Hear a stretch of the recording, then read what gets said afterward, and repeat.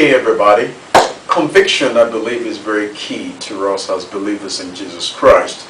Conviction is the ability to stand on what we believe and don't vacillate and don't change and don't compromise. But we live in a world that there is great compromise and a lot of people vacillating, especially in the Church of Jesus Christ.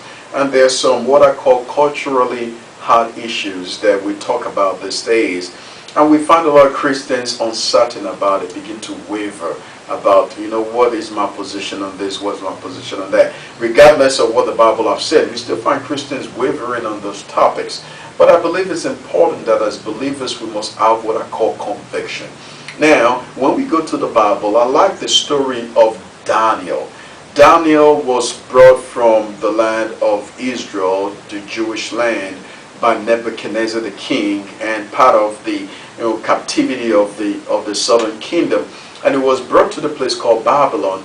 But Daniel was among the chosen men that they wanted to assimilate into the Babylonian culture, and in order to assimilate them to the Babylonian culture, they wanted to be able to get them to begin to partake of the Babylonian way of life, including their drinking, their eating, and all those things. And it was given, the people that were the commander over Daniel was given the instruction that Daniel, they should assimilate them by giving them the things that the Babylonians drank and the same thing that Babylonians ate. And Daniel was offered this, and Daniel told the commander that, I'm not going to partake of this. He asked the commander, give me a few days, let me eat only vegetables, and not partake of this food. But there was a clause there that said Daniel made up his mind not to eat of the king's food. That what Daniel made up his mind is what I believe is conviction.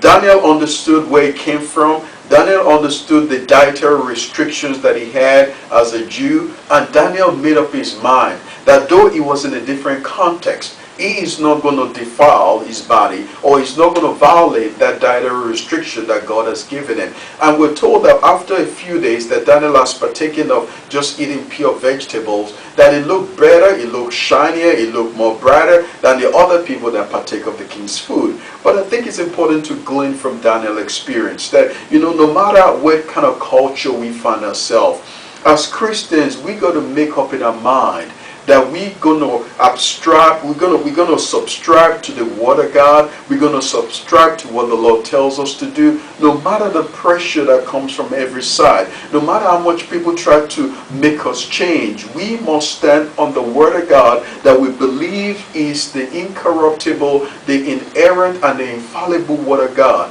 And when we stand on those words and conviction, God is going to get our back. And as you go further this morning, you must be a person of conviction.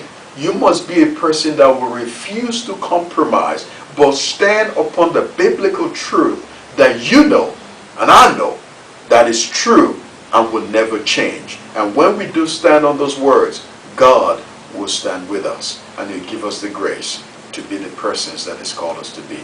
Meditate on that, and I'll see you tomorrow.